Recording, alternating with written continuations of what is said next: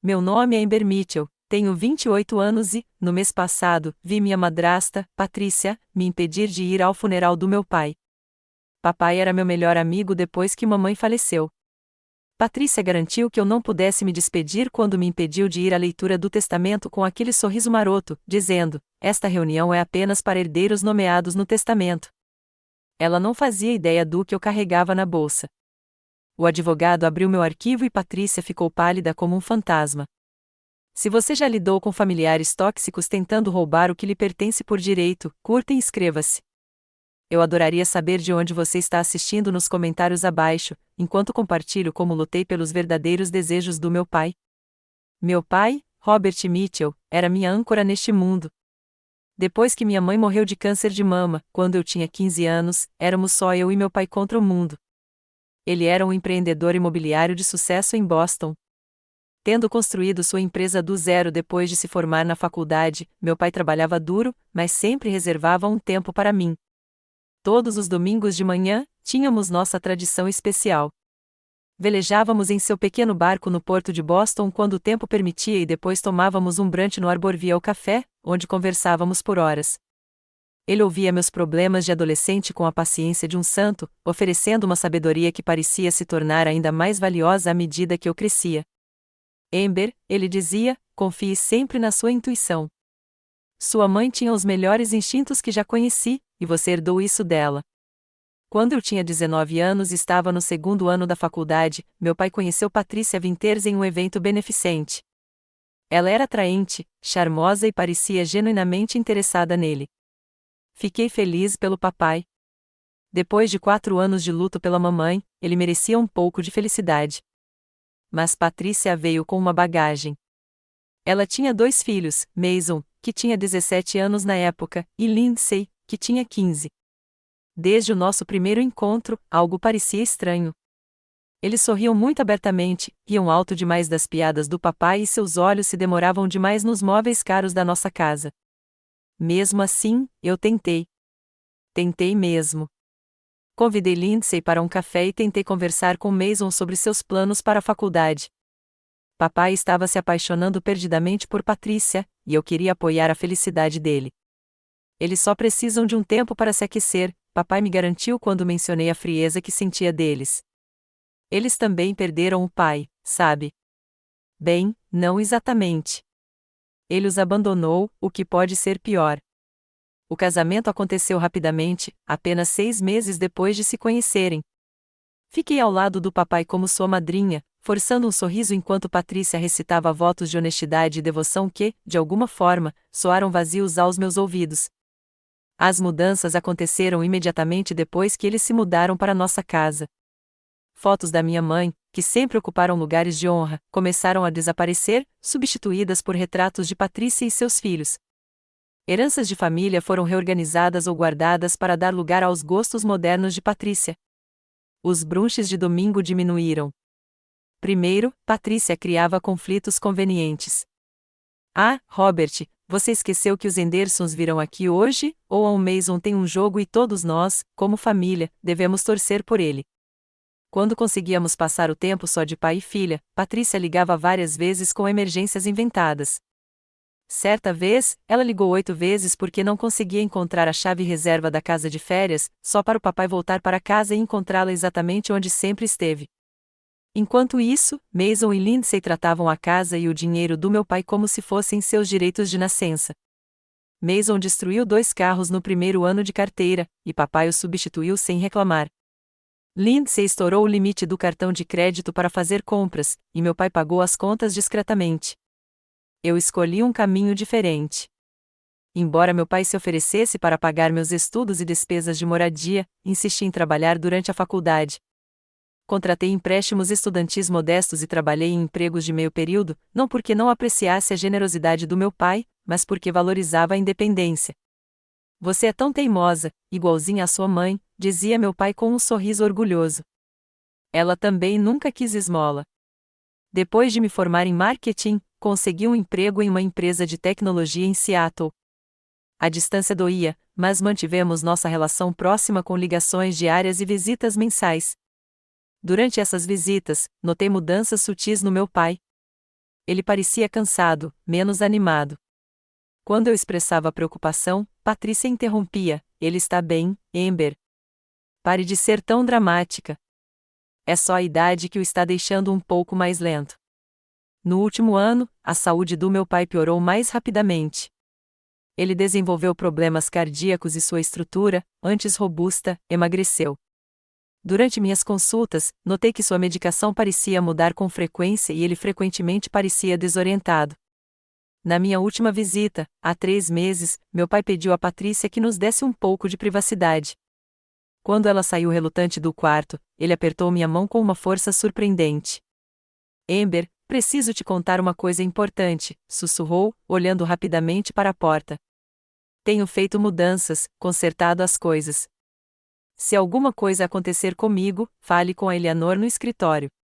Ela tem algo para você. Patrícia voltou antes que ele pudesse explicar melhor, carregando um copo d'água e comprimidos para o papai. Hora do seu remédio, Robert, disse ela docemente, mas seus olhos estavam frios quando se voltaram para mim. Essa foi a última conversa de verdade que tive com meu pai. Eu ligava todos os dias, como sempre, mas cada vez mais Patrícia atendia e dizia que ele estava descansando ou que não podia atender o telefone.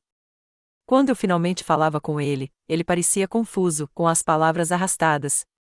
Planejei voltar para Boston no mês seguinte para visitá-lo pessoalmente, mas não tive a oportunidade. A ligação chegou numa terça-feira à noite. Eu estava trabalhando até tarde, finalizando uma campanha de marketing, quando meu celular tocou com o número do Mason. Isso era incomum.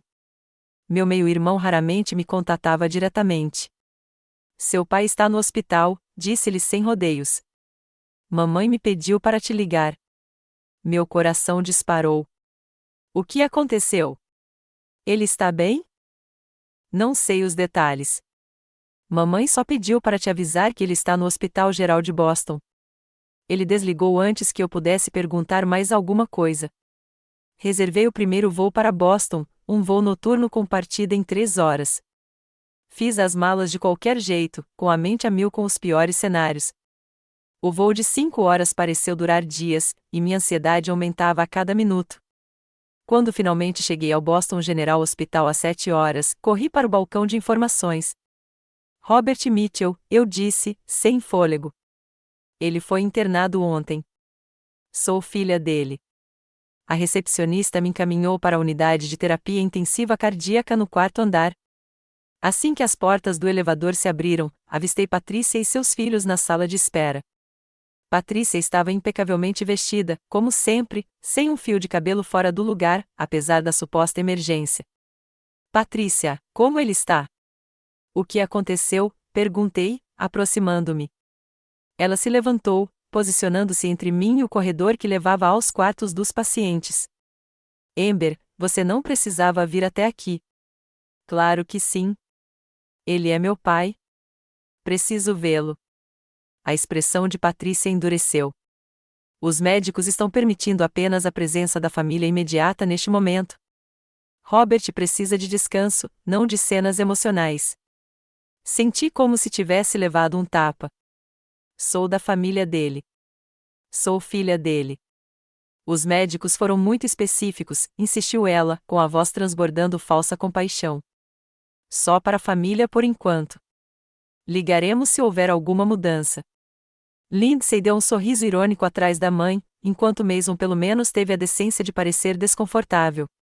Aproximei-me do posto de enfermagem e expliquei que era filha de Robert Mitchell e precisava vê-lo. A enfermeira-chefe pareceu confusa. A esposa do paciente indicou que os únicos filhos dele já estavam aqui, disse ela, olhando para Patrícia. Aquela é a esposa dele, mas eu sou filha do primeiro casamento dele, expliquei, frustrada. Por favor, só preciso ver meu pai. A enfermeira parecia dividida, presa numa disputa familiar da qual não queria participar. Deixe-me falar com a senhora Mitchell e o médico, disse ela finalmente. Esperei horas. Patrícia e os filhos tinham permissão para entrar e sair do quarto do papai, enquanto eu permanecia na sala de espera. Finalmente, um médico se aproximou de mim. Senhorita Mitchell, entendo que haja alguma confusão sobre as visitas. Expliquei a situação, e ele assentiu com simpatia. seu pai está fortemente sedado neste momento. O estado dele é grave, mas estável. Estamos monitorando a função cardíaca dele. Permitirei uma breve visita, mas ele provavelmente não estará consciente. O alívio tomou conta de mim, mas durou pouco. Enquanto o médico me levava para o quarto do meu pai, Patrícia apareceu e o puxou de lado para uma conversa em voz baixa. Quando ele voltou, seu comportamento havia mudado. Peço desculpas, mas a senhora Mitchell me informou que seu pai declarou explicitamente que não queria visitas de ninguém de fora da casa durante esta hospitalização. Como seu representante médico, devemos respeitar as decisões dela em relação a visitas. Eu não conseguia acreditar no que estava ouvindo. Isso não é verdade. Meu pai jamais diria isso.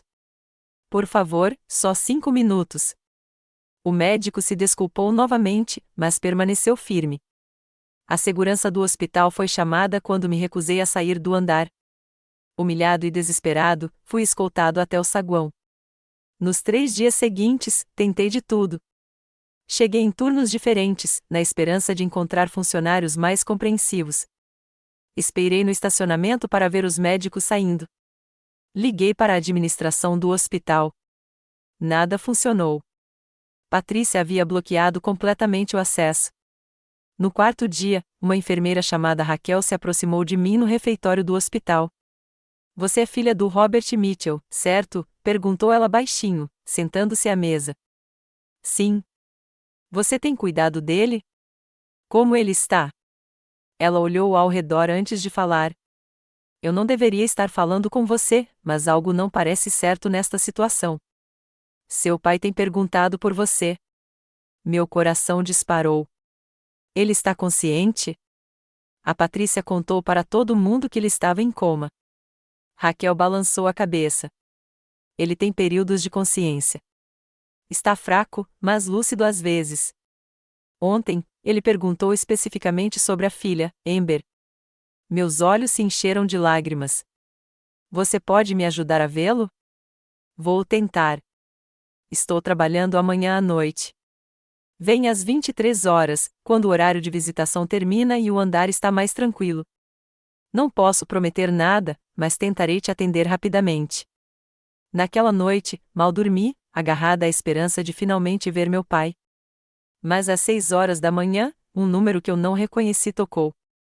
Senhorita Mitchell, aqui é o Dr. Kaplan, do Hospital Geral de Boston.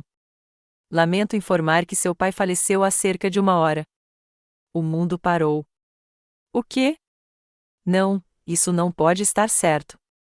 Ele estava estável. A enfermeira disse que ele sofreu uma parada cardíaca grave nas primeiras horas. Tentamos reanimação, mas não tivemos sucesso. Lamento muito a sua perda. Nunca pude me despedir. Nunca pude dizer a ele que o amava uma última vez, e Patrícia garantiu que seria assim. Os preparativos do funeral foram totalmente controlados por Patrícia. O funeral foi marcado para uma funerária de luxo, e não para a pequena capela onde o funeral da minha mãe havia sido realizado, onde meu pai sempre disse que queria seu próprio funeral. Quando cheguei ao local do funeral, um acompanhante me indicou um assento no fundo, longe da seção de familiares, onde Patrícia, Mason e Lindsay estavam sentados na primeira fila. Observei cada pessoa se aproximar deles com condolências, muitas me olhando confusas. Alguns dos amigos mais antigos do meu pai fizeram questão de vir sentar-se comigo ou apertar meu ombro em apoio silencioso. Durante o elogio fúnebre, Patrícia se retratou como a esposa dedicada que cuidou do meu pai durante a doença. Ela falou da família unida deles, sem nunca me reconhecer pelo nome. Quando chegou a hora de ver o corpo, o irmão de Patrícia se colocou fisicamente à minha frente. Família em primeiro lugar, disse-lhe friamente.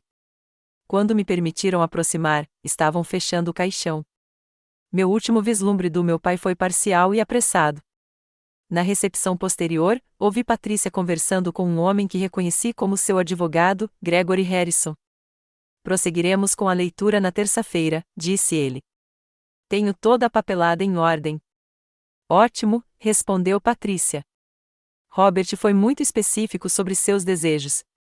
Tudo está resolvido exatamente como deveria ser. A satisfação presunçosa em sua voz me embrulhou o estômago. Saí cedo da recepção, dirigindo em lágrimas de volta para o hotel. Nunca me senti tão sozinha, tão derrotada.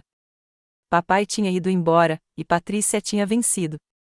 Ela conseguiu me salvar dos últimos dias dele e estava claramente confiante sobre o que aconteceria a seguir. Naquela noite, chorei até não ter mais lágrimas. Eu havia perdido não apenas meu pai, mas também meu último elo com a família que eu um dia conheci. Mal sabia eu que meu pai havia previsto o comportamento de Patrícia e posto em prática um plano que mudaria tudo.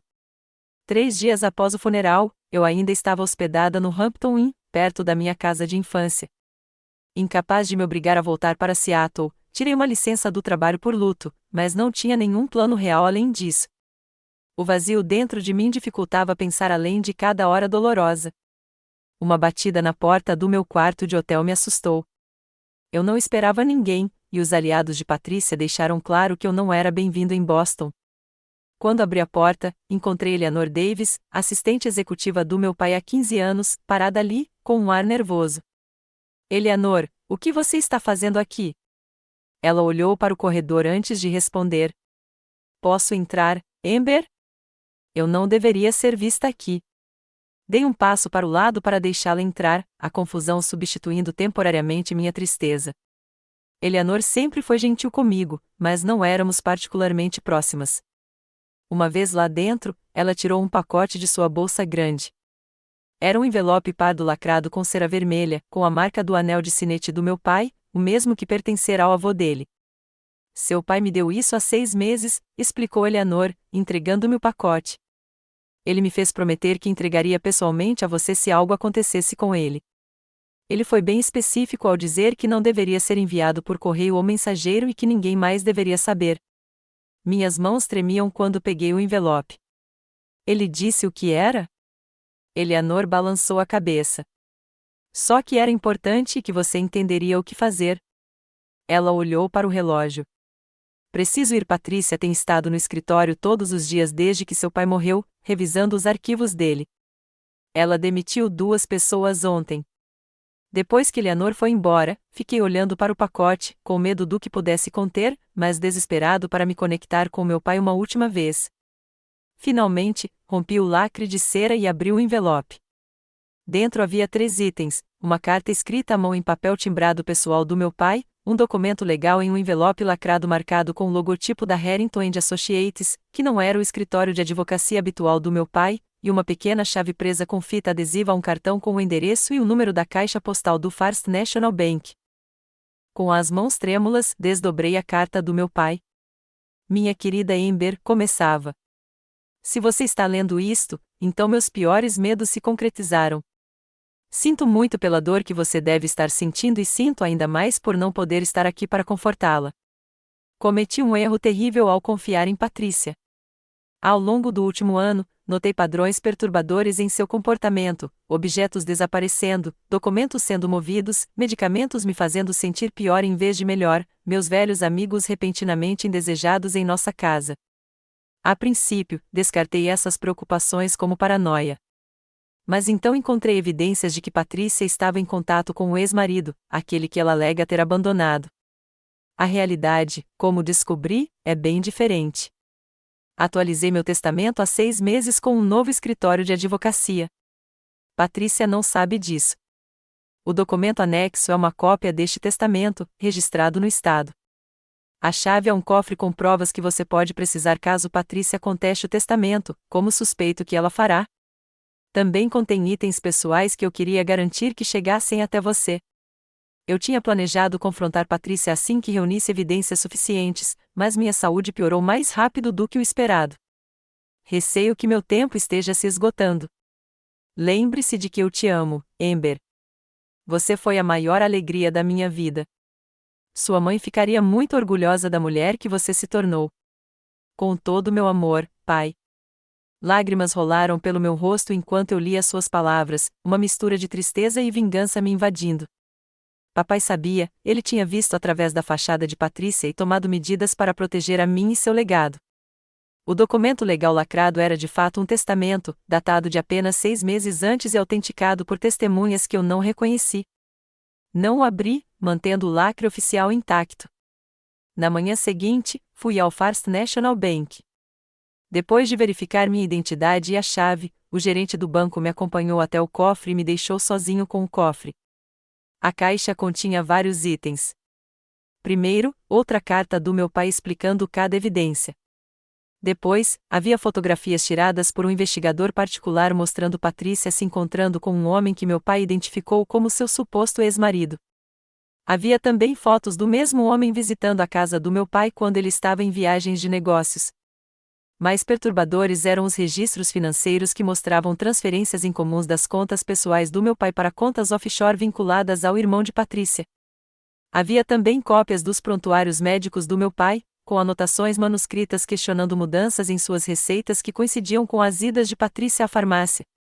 Um pendrive continha gravações de áudio do escritório em casa do meu pai, capturando conversas entre Patrícia e seus filhos, discutindo como gastariam a herança depois que um velho se fosse. Em uma gravação particularmente assustadora, Patrícia instruiu Mason a garantir que o pai tomasse todos os remédios enquanto ela estivesse fora no fim de semana. Certifique-se de que ele tome os comprimidos azuis primeiro, ela disse. Eles o deixam sonolento para que ele não se preocupe com os outros. O documento final era uma cronologia escrita à mão que meu pai havia criado, acompanhando o declínio de sua saúde em relação às ações de Patrícia. Ele notou um aumento da fadiga e da confusão depois que Patrícia insistia em preparar suas refeições e administrar sua medicação. Ao rever tudo, um quadro assustador surgiu. Meu pai não havia sido apenas explorado financeiramente. Ele havia sido sistematicamente isolado e possivelmente abusado medicamente. A questão que me assombrava era se Patrícia havia apenas explorado sua doença ou, na verdade, acelerado seu declínio. Com as mãos trêmulas, guardei as evidências na mochila. Papai havia me fornecido tudo o que eu precisava para desafiar Patrícia. Agora eu precisava encontrar o momento certo para usá-las. Chegou o dia da leitura do testamento. Eu não tinha sido notificado oficialmente, mas o velho amigo do meu pai, Walter Bennett, que havia sido advogado do meu pai por décadas antes de ser inexplicavelmente demitido por Patrícia 3 meses antes, me avisou sobre a hora e o local. Tem alguma coisa ruim nessa situação toda, Amber, Walter me dissera enquanto tomávamos café no dia anterior. Robert jamais te tiraria dos arranjos finais dele. E trocar de advogado depois de 30 anos de amizade? Não faz sentido. Cheguei ao escritório da Harrison & Powell pontualmente às 14 horas. A recepcionista pareceu surpresa quando dei meu nome. Senhorita Mitchell, a senhora não está na lista para esta reunião, disse ela após verificar o computador. Sou filha de Robert Mitchell. Devo estar presente na leitura do testamento dele. Mantive a voz firme, embora meu coração estivesse disparado. Ela fez um telefonema, falando em voz baixa, e então me mandou esperar. Poucos minutos depois, o próprio Gregory Harrison emergiu da sala de conferências. Senhorita Mitchell, isso é um pouco constrangedor, mas a leitura já começou. A senhora Mitchell indicou que a senhora sabia que não participaria dos procedimentos. Mantive minha posição. Como filha do Sr. Mitchell, tenho o direito de estar presente independentemente do conteúdo do testamento. Harrison pareceu desconfortável, mas assentiu relutantemente. Muito bem. Por favor, siga-me. Quando entrei na sala de conferências, o rosto de Patrícia demonstrava choque, depois raiva e, por fim, uma presunção serena. Mason e Lindsay estavam sentados um de cada lado dela, junto com o irmão de Patrícia e sua assistente pessoal. O que ela está fazendo aqui? Perguntou Patrícia, sem nem mesmo me olhar diretamente. Como filha do Sr. Mitchell, a senhorita Mitchell pediu para estar presente, explicou Harrison. Patrícia deu um suspiro teatral. Esta reunião é apenas para os herdeiros nomeados no testamento, o que não acontece com Amber. Robert foi muito claro sobre seus desejos. A certeza calma em sua voz fez meu sangue ferver, mas mantive a compostura. Eu não tinha chegado tão longe para perder o controle agora.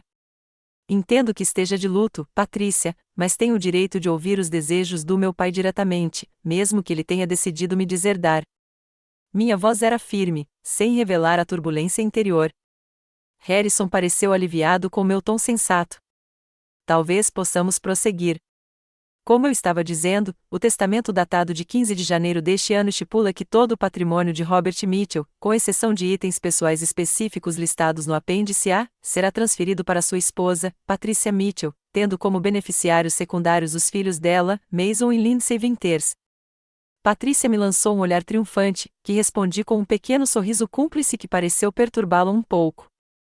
Harrison continuou lendo o documento, detalhando o vasto patrimônio que meu pai havia acumulado, a casa da família avaliada em 2,8 milhões de dólares, ações de sua empresa avaliadas em aproximadamente 12 milhões de dólares, carteiras de investimentos, propriedades de férias e diversas coleções pessoais de arte e antiguidades.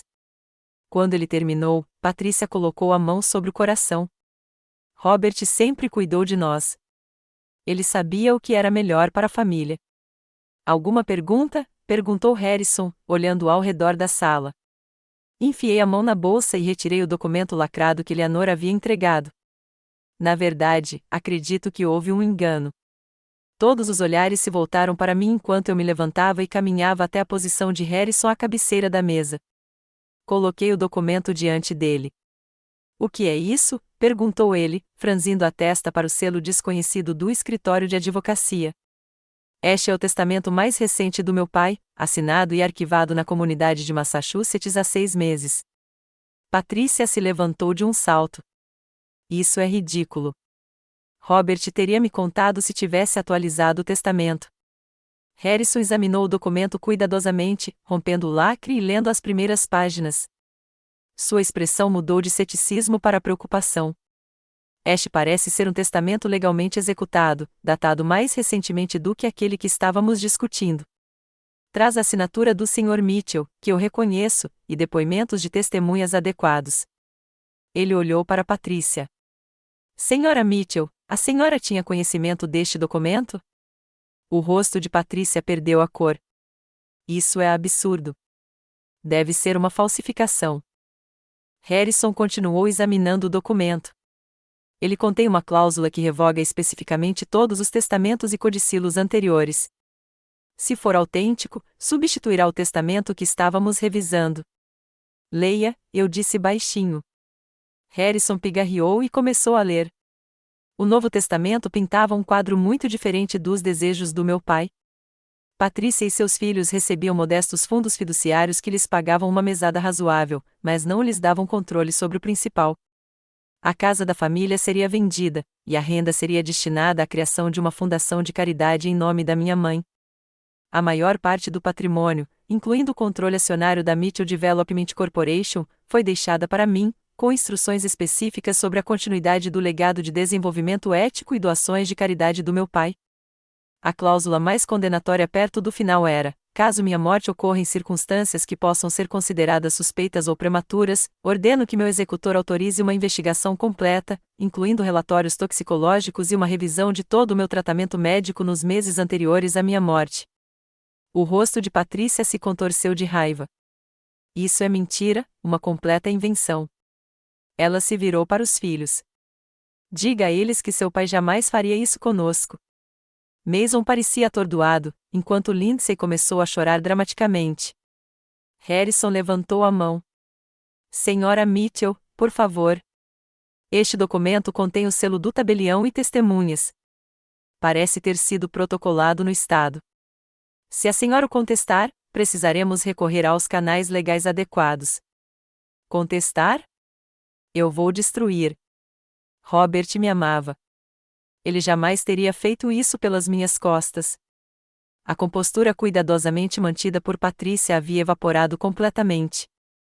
Aquela garota ingrata o virou contra mim. Depois de tudo que fiz por ele. O irmão tentou acalmá-la, mas ela o dispensou com violência. Senhora Mitchell, disse Harrison com firmeza, devo informá-la de que explosões dessa natureza não ajudarão sua posição se a senhora decidir contestar este testamento. A linguagem aqui é bastante clara, e há instruções adicionais seladas sobre potenciais investigações sobre a morte do Sr. Mitchell. À menção de investigações, Patricia ficou imóvel. Seus olhos se voltaram para a porta como se estivesse calculando uma rota de fuga. Permaneci calmo, observando a cena se desenrolar exatamente como meu pai havia previsto. Patricia, acho que nós duas sabemos que o papai te viu no final. Esta é a mensagem final dele para você. Você não sabe de nada, sibilou ela. Seu pai era um velho confuso. Ele não sabia o que estava assinando. Harrison, agora visivelmente incomodado com o rumo da conversa, interrompeu: acredito que devemos adiar esta reunião até que possamos verificar a autenticidade deste novo documento. Embora eu deva observar que ele parece estar em ordem e que a empresa listada é respeitável. Verificar? Não há nada para verificar. Sou a esposa dele. Patrícia juntou seus pertences freneticamente. Esta reunião acabou. Meu advogado entrará em contato. Ela correu em direção à porta, parando apenas para me dizer as últimas palavras. Isso não acabou, Amber. Os filhos a seguiram para fora, e Mason me olhou com uma expressão indecifrável. A sala ficou em silêncio após a saída deles. Harrison suspirou profundamente. Senhorita Mitchell, peço desculpas pela confusão. Eu não tinha conhecimento deste testamento atualizado. Entendo, eu disse. Meu pai previu as ações de Patrícia. Por isso, tomou precauções. Enquanto eu juntava meus pertences, senti uma estranha sensação de calma. Papai havia se manifestado do além-túmulo para me proteger e expor a verdadeira natureza de Patrícia. A batalha estava longe de terminar, mas a primeira vitória decisiva foi minha. O resultado imediato da leitura do testamento foi um caos. Patrícia se recusou a desocupar a casa da família, conforme exigido pelo testamento recém-descoberto, alterando os códigos de segurança e instruindo a equipe a não me admitir em hipótese alguma. Meu celular se encheu de mensagens de texto mordazes da Patrícia, alternando entre ameaças e tentativas de me manipular sobre o estado mental do meu pai quando ele assinou o Novo Testamento. O irmão dela, em quem eu nunca havia confiado, deixou mensagens de voz ameaçadoras sugerindo que eu recuasse antes que as coisas piorassem. Fiz o check-out do hotel e me mudei para outro com um nome falso, incomodado com a intensidade da reação de Patrícia. No dia seguinte, me encontrei com Caroline Lawson, advogada especializada em testamento contestado e fraude patrimonial. Seu pai foi inteligente, disse Caroline após analisar os documentos. Ao criar um novo testamento com um escritório independente e protocolá-lo no Estado, ele estabeleceu uma posição jurídica sólida. Patrícia pode contestá-lo, mas precisará provar que ele não estava em sã consciência ao assiná-lo. Ele sabia exatamente o que estava fazendo, garantia ela. A questão é, até onde Patrícia foi? Esses registros médicos sugerem que ela pode ter adulterado a medicação dele. A expressão de Caroline ficou séria. Se isso for verdade, estamos falando de possíveis acusações criminais além da contestação do testamento, mas será difícil provar isso. Desenvolvemos uma estratégia para fazer valer o testamento e, ao mesmo tempo, reunir mais evidências sobre as ações de Patrícia. Caroline entrou com um pedido de emergência para congelar todos os bens do espólio e remover Patrícia do cargo de executora testamentária, citando a linguagem explícita do Novo Testamento e as evidências preocupantes do cofre. Enquanto isso, Patrícia lançou uma campanha de difamação entre o círculo social do meu pai. Ela contava a todos que a ouvissem que eu havia manipulado meu pai em declínio, aproveitando-me da dor dele pela morte recente de um amigo para convencê-lo a mudar o testamento.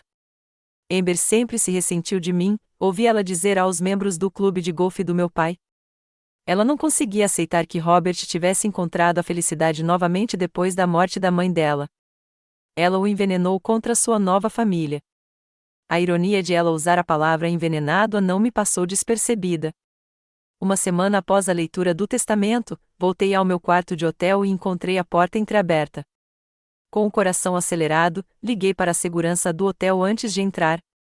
O quarto havia sido revistado, itens movidos e reorganizados. O mais preocupante era que as cópias dos registros médicos do meu pai estavam desaparecidas, embora eu, felizmente, tivesse guardado os originais em um local seguro. As imagens de segurança do hotel mostravam um homem uniformizado de manutenção entrando no meu quarto, mas seu rosto nunca ficou claramente visível para a câmera. O gerente do hotel se desculpou, mas pouco pôde fazer além de trocar de quarto e reforçar a segurança. Naquela noite, recebi uma mensagem surpreendente do Mason: preciso conversar. Não com a mamãe. Amanhã, às 10 horas, no Plaza Café. Eu estava receoso de uma armadilha, mas curioso o suficiente para concordar, escolhendo um local público e chegando cedo para garantir que não me armassem uma cilada. Mason chegou sozinho, parecendo cansado e em conflito. Não sei mais no que acreditar, admitiu depois de pedir um café. A mamãe está desmoronando. Ela está bebendo o dia todo, fazendo ligações desesperadas e queimando documentos no quintal. Queimando documentos, inclinei-me para a frente. Que tipo de documentos? Ele deu de ombros. Não sei exatamente. Questões financeiras, eu acho. Ela nos mandou embora, Lindsay e eu, quando percebeu que estávamos de olho. Mas olha só, o problema é que encontrei os comprimidos no banheiro dela, frascos de remédio com o nome do seu pai, mas com os rótulos parcialmente arrancados. Meu sangue gelou. Mason, você entende o que isso pode significar? Ele assentiu, miserável. Eu não sou idiota, Amber. Ela é minha mãe. Mas Robert foi bom para nós, e se ela fez alguma coisa com ele? Ele parou de falar, incapaz de completar o pensamento.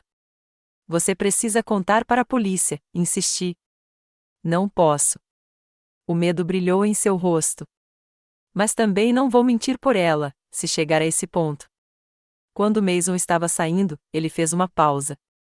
Lindsay também quer falar com você. Ela está mais confusa do que eu. Mamãe sempre a controlou, mas ela realmente amava Robert. 2 dias depois, encontrei Lindsay em um pequeno café do outro lado da cidade. Ao contrário de sua aparência polida de sempre, ela parecia desgrenhada, com os olhos vermelhos de tanto chorar. É verdade? Perguntou ela sem rodeios. A mamãe realmente ficou de fora do testamento real? Não totalmente, expliquei. Papai criou fundos fiduciários para todos vocês. Vocês serão sustentados, mas não com as quantias totais que ela esperava. O rosto de Lindsay se contraiu. Ela me prometeu a casa de praia, disse que eu poderia ficar com ela depois que Robert morresse. Ela se conteve, parecendo horrorizada com as próprias palavras. Lindsay, quando ela começou a fazer essas promessas? Não sei. Talvez 1 ano atrás. Ela torceu um guardanapo nas mãos. Ela falou muito sobre o que faríamos depois, mas eu pensei que ela quisesse dizer depois que ele se aposentasse ou algo assim. Não achei que ela quisesse dizer. Estendi a mão para ela, mas ela se afastou. Eu preciso ir. Ela vai saber que falei com você. Apesar dos meus sentimentos complexos em relação aos meus meio-irmãos, senti compaixão por eles. Eles foram criados por Patrícia, moldados por seus valores e manipulações. Eles também foram vítimas, de uma maneira diferente. A situação se agravou drasticamente na semana seguinte. Patrícia apareceu sem ser convidada em um evento beneficente que meu pai apoiava anualmente, causando um escândalo quando me viu lá conversando com membros do conselho. Lá está ela, gritou Patrícia, apontando para mim do outro lado do salão lotado. A filha que abandonou o pai por anos e depois apareceu para roubar o dinheiro dele. A segurança a escoltou para fora enquanto ela continuava a gritar acusações. O incidente ganhou as páginas da sociedade local, trazendo publicidade indesejada à situação já complicada. Naquela noite, começaram as ameaças anônimas. Primeiro, uma mensagem de texto de um número desconhecido: afaste-se ou se arrependa. Depois, um e-mail com fotos minhas entrando e saindo do meu novo hotel, mostrando que eu estava sendo vigiado. Relatei tudo à polícia e à Caroline, que acelerou nossos procedimentos legais. Descobrimos que Patrícia havia contratado um notório advogado de sucessões, conhecido por suas táticas agressivas e por arrastar processos de espólio por anos. Ela está ganhando tempo, explicou Caroline, tentando forçar um acordo, tornando o processo tão desagradável e caro que você desista. Mas Patrícia havia subestimado tanto minha determinação quanto a visão do meu pai. Ao revisar os documentos pessoais do meu pai, descobri anotações sobre o casamento anterior de Patrícia. Meu pai havia contratado investigadores que descobriram algo chocante. Patrícia já havia se casado 2 vezes, e não uma, como alegara. Seu primeiro marido, um homem rico e idoso, morreu repentinamente de insuficiência cardíaca após apenas 3 anos de casamento. Patrícia herdou tudo, deixando os filhos de um casamento anterior sem nada. As circunstâncias eram perturbadoramente semelhantes à situação do meu pai. Ainda mais contundente, o investigador de Caroline descobriu que o suposto ex-marido de Patrícia, pai de Mason e Lindsay, nunca havia se divorciado dela. Eles haviam encenado uma separação enquanto mantinham um relacionamento, fato documentado nas fotos de vigilância encontradas no cofre. A rede de mentiras era mais extensa do que meu pai imaginava. Patrícia não era apenas uma interesseira. Ela era uma vigarista experiente, com um padrão de mirar em homens ricos e mais velhos. A pergunta que me tirava o sono era se ela simplesmente esperou meu pai morrer naturalmente ou se havia facilitado o processo. A polícia finalmente se envolveu diretamente quando Patrícia violou a ordem de restrição temporária que eu havia obtido. Ela apareceu em um restaurante onde eu jantava com Eleanor, gritando acusações e tentando me confrontar fisicamente antes de ser contida pelos funcionários. Os policiais que atenderam a ocorrência tomaram depoimentos e, ao tomarem conhecimento da ordem judicial, levaram o assunto a sério. Quando escoltaram Patrícia para fora, ouvi um policial mencionar ao seu parceiro que ela cheirava a farmácia. As peças estavam se encaixando, mas Patrícia ainda tinha uma jogada desesperada pela frente. A data da audiência preliminar sobre o testamento contestado chegou 3 semanas após a leitura do testamento. O tribunal estava tenso enquanto Caroline e eu encarávamos Patrícia e seu advogado do outro lado do corredor. Mason estava sentado atrás da mãe, mas Lindsay estava visivelmente ausente. A juíza Rio Alcote, uma mulher austera na casa dos 60 anos com reputação de eficiência e objetividade, analisou os autos antes de se dirigir ao tribunal.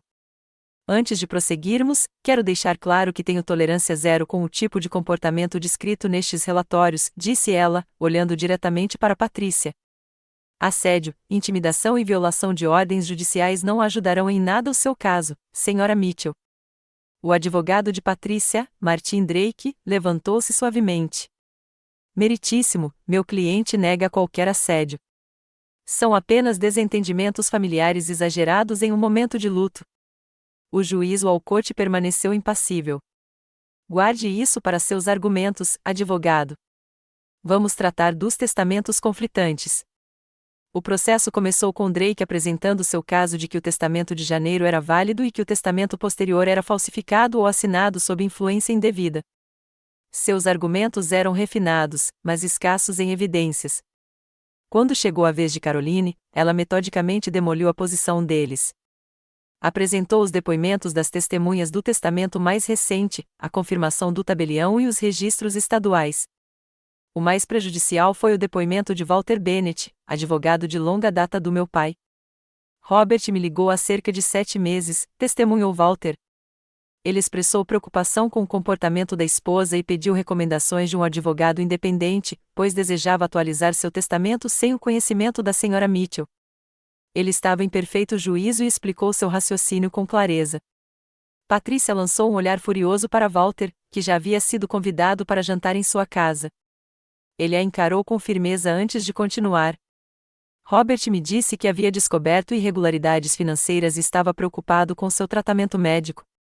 Ele acreditava que Patrícia o estava isolando deliberadamente da filha e dos amigos. Drake se opôs, alegando que se tratava de boato, mas o juiz aceitou o depoimento como prova do estado de espírito do meu pai ao alterar seu testamento. O momento mais surpreendente ocorreu quando Mason pediu para se dirigir ao tribunal. Patrícia sibilou para que ele se sentasse, mas ele se aproximou do banco das testemunhas mesmo assim. Sob juramento, Mason descreveu ter encontrado frascos de remédios escondidos nos pertences pessoais de Patrícia, ter ouvido discussões entre Patrícia e o ex-marido sobre acelerar as coisas e ter presenciado Patrícia me impedindo de ver meu pai no hospital. Robert foi bom para nós, concluiu Mason, com a voz embargada. Ele não merecia o que aconteceu com ele, e Amber não merece o que minha mãe está fazendo com ela agora. O rosto de Patrícia era uma máscara de fúria. Quando Drake a chamou para depor, ela já havia se recomposto, desempenhando o papel de viúva enlutada com habilidade e prática. Falou do declínio mental do meu pai, do meu suposto abandono quando me mudei para Seattle e da família feliz e unida que havia sido destruída pelo meu ciúme e ganância. Foi uma atuação convincente, mas desmoronou sob o interrogatório de Caroline. Usando a linha do tempo que meu pai havia criado, Caroline conduziu Patrícia por datas e eventos específicos, flagrando-a em múltiplas contradições. Sra. Mitchell, a senhora pode explicar por que disse ao tribunal que esteve com seu marido continuamente durante seus últimos dias, mas os registros do cartão de crédito mostram que você jantou no Chez Maurice com o Sr. James Winters na noite anterior à morte do Sr. Mitchell? Patrícia gaguejou. Aquela foi uma breve reunião de negócios. James é meu ex-marido. Estávamos discutindo as crianças. O mesmo ex-marido que você alegou ter abandonado você e seus filhos? O homem que você disse a Robert Mitchell que nunca mais queria ver, Caroline insistiu. Isso não é relevante para este processo, interrompeu Drake. Caroline virou-se para o juiz. Meritíssimo, isso demonstra diretamente a credibilidade e o padrão de fraude da senhora Mitchell. O juiz concordou, e Caroline continuou sua análise metódica do depoimento de Patrícia. Ao terminar, Patrícia estava visivelmente abalada, sua fachada cuidadosamente construída rachando. Quando todos os argumentos foram concluídos, a juíza Walcott fez apenas um breve recesso antes de retornar com sua decisão. Com base nas provas apresentadas, considero o testamento datado de 15 de julho válido e executável. O testamento anterior é, por meio deste, declarado revogado. A senhora Mitchell é destituída do cargo de executora do espólio, e a senhora Amber Mitchell é nomeada em seu lugar, conforme especificado no testamento válido. Patrícia ofegou audivelmente enquanto o alívio me invadia. O juiz continuou: além disso, estou encaminhando este caso ao Ministério Público para investigação de possível abuso, fraude e má conduta contra idosos. A senhora Mitchell foi ordenada a desocupar a residência da família em 48 horas e entregar todos os registros financeiros relacionados às contas do Sr. Mitchell. Ao sairmos do tribunal, o detetive Liam Connelly, do Departamento de Polícia de Boston, se aproximou de nós. Senhorita Mitchell, gostaria de falar com a senhora sobre os registros médicos do seu pai? Nas semanas seguintes, a extensão total da farsa de Patrícia se revelou. A investigação policial revelou que Patrícia nunca havia se divorciado legalmente de seu segundo marido, James Winters, tornando seu casamento com meu pai potencialmente inválido. O mais preocupante foi que exames toxicológicos solicitados em amostras preservadas do sangue do meu pai no hospital mostraram níveis elevados de digoxina, um medicamento para o coração que não havia sido prescrito a ele. O cuidadoso castelo de cartas de Patrícia desmoronou completamente quando Lindsay, em um momento de remorso ou autopreservação, virou um diário no qual Patrícia havia registrado a medicação do meu pai, anotando quais combinações o tornavam mais obediente e esquecido. Patrícia foi indiciada criminalmente por fraude, abuso de idosos e cumplicidade em homicídio culposo. James Winters foi acusado de co-conspirador. Embora o processo judicial levasse meses ou até anos para ser totalmente resolvido, o reinado de terror de Patrícia estava efetivamente encerrado. A cobertura da mídia foi intensa e dolorosa. Manchetes como a viúva negra ataca novamente e trabalho detetive da filha revela a trama mortal transformaram nossa tragédia familiar em entretenimento público. Recusei todos os pedidos de entrevista, concentrando-me em honrar o legado do meu pai e reconstruir o que Patrícia tentará destruir. Enquanto eu separava os pertences do meu pai na casa da família, agora vazia da presença de Patrícia, descobri tesouros que ela havia escondido, fotos da minha mãe que haviam desaparecido de exibição, cartas que eles escreveram um para o outro durante o namoro, até mesmo meus projetos de arte da infância que meu pai havia preservado cuidadosamente. Em seu escritório, atrás de um painel falso em sua estante que Patrícia aparentemente nunca havia descoberto, encontrei uma coleção de vídeos que meu pai havia feito ao longo dos anos. Alguns eram da minha infância. Outros eram reflexões mais recentes sobre sua vida e esperanças para o futuro. A mais recente datava de apenas 2 meses antes de sua morte. Amber, disse ele, olhando diretamente para a câmera, com um rosto magro, mas os olhos límpidos. Se você está assistindo, então as coisas aconteceram como eu temia. Quero que saiba que percebi meu erro com Patrícia e fiz tudo o que pude para proteger você e o que construímos juntos. Ele fez uma pausa, a emoção o dominando momentaneamente. Eu deveria ter confiado nos seus instintos sobre ela desde o começo. Você tem a sabedoria da sua mãe. Espero que possa perdoar minha tolice. Lágrimas escorriam pelo meu rosto enquanto eu assistia. Eu te perdoo, pai, sussurrei para a tela. Lembre-se do que importa, ele continuou. Não o dinheiro nem as propriedades, mas os valores que compartilhamos, integridade, compaixão, perseverança. Essas são a sua verdadeira herança, e ninguém jamais poderá tirá-las de você. Naqueles momentos, assistindo às últimas mensagens do meu pai, eu o sentia comigo novamente não apenas na memória, mas em espírito. Apesar dos esforços de Patrícia, ela não conseguiu destruir o vínculo entre nós. No final, o amor e a verdade prevaleceram. 6 meses após o confronto com Patrícia no tribunal, finalmente voltei para a casa da minha infância. O processo de recuperação do espaço foi doloroso e, ao mesmo tempo, restaurador. Eu havia considerado vendê-lo, conforme especificado no testamento, mas após cuidadosa consideração e consulta com os advogados responsáveis pelo espólio, decidi manter a propriedade e converter parte da propriedade na sede da Fundação Elizabeth Mitchell, que leva o nome da minha mãe. A fundação, financiada por uma parcela significativa da minha herança, se concentraria em apoiar a pesquisa do câncer e fornecer recursos para crianças que perderam os pais devido a doenças. Parecia a maneira perfeita de honrar o legado dos meus pais. Enquanto eu vagava pelos espaços reformados, lembranças da minha infância se misturavam à tinta fresca e aos móveis novos. Eu havia removido a maioria dos traços da estética fria e moderna de Patrícia, restaurando o estilo acolhedor e confortável que minha mãe havia criado originalmente. Eleanor, que continuou trabalhando na Mitchell Development durante a transição, juntou-se a mim para um chá na varanda que sempre fora o espaço favorito da minha mãe. Seu pai ficaria muito orgulhoso, disse ela, observando a transformação. Ele estava tão preocupado perto do fim, não só com o dinheiro, mas com a possibilidade de seu legado ser distorcido. Ele já te contou o que o fez desconfiar de Patrícia? Perguntei. Eleanor assentiu. Foi algo pequeno, na verdade. Ele anotou tirando fotos da sua mãe do criado mudo quando pensou que ele estava dormindo. Quando ele a confrontou, ela alegou que estava apenas tirando o pó. Mas isso o fez pensar em outras mudanças que ela havia feito, em como ele havia se isolado. Conversamos por horas sobre o último ano do meu pai, preenchendo lacunas na minha compreensão. Eleanor compartilhou histórias que eu nunca tinha ouvido, incluindo como meu pai manteve contato secreto com muitos de seus velhos amigos, apesar dos esforços de Patrícia para cortá-lo. Ele nunca parava de falar de você, ela me garantiu. Cada conquista, cada ligação, esses eram os seus momentos mais brilhantes. O processo judicial contra Patrícia continuava em andamento. Ela permanecia presa, com o pedido de fiança negado devido à gravidade das acusações e ao risco substancial de fuga. Mason concordou em testemunhar contra ela em troca de imunidade de quaisquer acusações acessórias.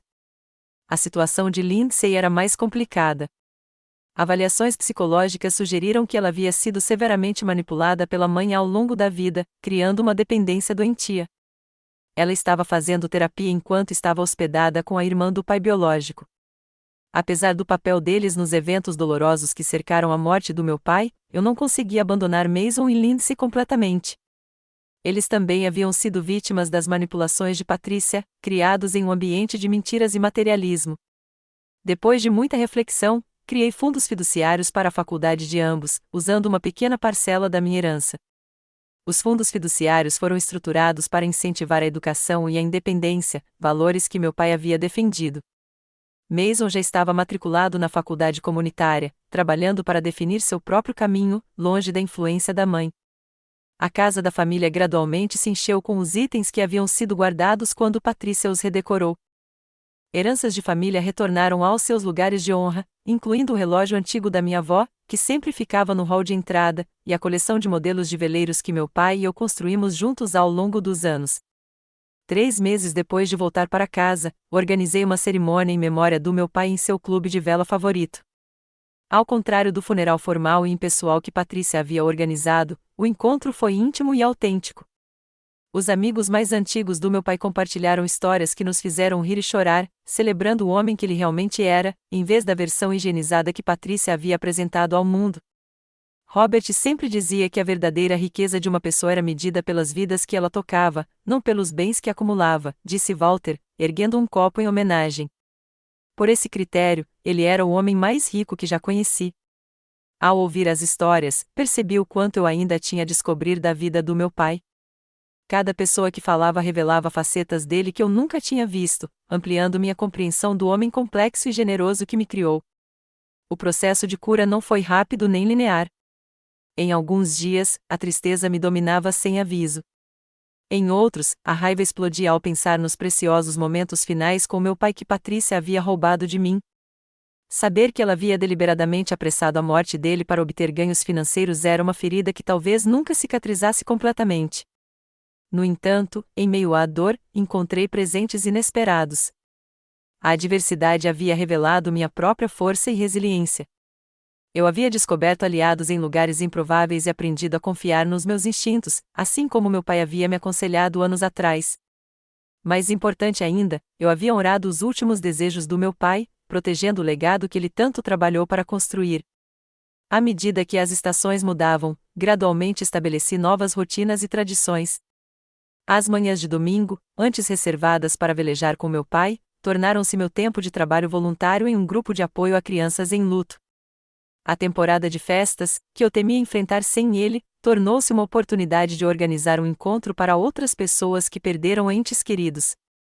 Numa manhã de primavera, enquanto eu estava sentado no escritório do meu pai, revisando propostas de fundação, me deparei com uma citação que ele tinha emoldurado em sua mesa: a maior herança que um pai pode dar aos seus filhos são alguns minutos do seu tempo a cada dia. Apesar do seu sucesso e riqueza, o presente mais valioso do meu pai sempre foi a sua presença. Esse era o legado que eu mais queria honrar na minha vida futura, dedicando meu tempo e atenção generosamente a causas e pessoas importantes. O sistema judicial finalmente proferiu seu veredito sobre Patrícia. Ela foi condenada por múltiplas acusações e sentenciada a 20 anos de prisão. A notícia trouxe uma mistura complexa de emoções, não a satisfação triunfante que eu poderia ter esperado, mas uma sensação mais serena de que a justiça havia sido feita e que meu pai poderia descansar em paz. Cumpri minha promessa de visitar Mason e Lindsay ocasionalmente, encontrando-os em território neutro enquanto trabalhavam para construir vidas independentes da influência tóxica da mãe. Esses relacionamentos continuaram complicados, mas me lembrei da capacidade de perdão do meu pai e tentei incorporar esse espírito. Relembrando a jornada turbulenta desde aquele telefonema devastador sobre a hospitalização do meu pai até a vida pacífica que eu estava construindo agora, reconheci o quanto eu havia crescido. A dor me transformou, queimando a ingenuidade e substituindo-a pela sabedoria. A traição me ensinou a valorizar a autenticidade e a reconhecer a manipulação. A perda aprofundou meu apreço pela conexão genuína. O último presente do meu pai não foi a herança que Patrícia cobiçava tão desesperadamente. Tinha sido a verdade, dolorosa, mas necessária, e a oportunidade de resgatar não apenas seus bens, mas também seu verdadeiro legado de integridade e compaixão. Ao me encontrar junto ao túmulo do meu pai no aniversário de sua morte, coloquei rosas brancas, suas favoritas, ao lado da lápide. Cumpri minha promessa, pai, sussurrei. Sua história foi contada. Seus desejos foram honrados. Seu legado continua. A jornada de luto e traição me ensinou que uma família nem sempre é definida por laços de sangue ou legais. Às vezes, ela é criada por meio de valores compartilhados, respeito mútuo e cuidado genuíno. Meu pai compreendeu essa verdade no final, tomando providências não com base em definições tradicionais de família, mas nos laços autênticos que ele prezava. Essa compreensão se tornou meu princípio norteador. À medida que avanço, escolho cuidadosamente quem permito entrar no meu círculo íntimo, agora valorizando o caráter em vez do charme, a substância em vez da aparência. A riqueza que meu pai me deixou me traz segurança, mas é a sabedoria adquirida por meio de nossas provações compartilhadas que se mostra mais valiosa para navegar pelas complexidades da vida. Se você sofreu traição na família ou se viu lutando pelo que é seu por direito, espero que minha história ofereça conforto e orientação. Confie nos seus instintos, documente tudo e nunca subestime o poder da verdade para eventualmente prevalecer. Conflitos familiares em torno de herança podem revelar o verdadeiro caráter das pessoas, muitas vezes de maneiras chocantes. Você já passou por algo parecido? Ou conhece alguém que passou? Compartilhe sua opinião nos comentários abaixo. E se esta história te ajudou de alguma forma, curta, inscreva-se e compartilhe com outras pessoas que possam estar enfrentando desafios semelhantes. Obrigada por ouvir minha jornada da traição à cura. Lembre-se, às vezes, a maior força vem de sobreviver às nossas feridas mais profundas.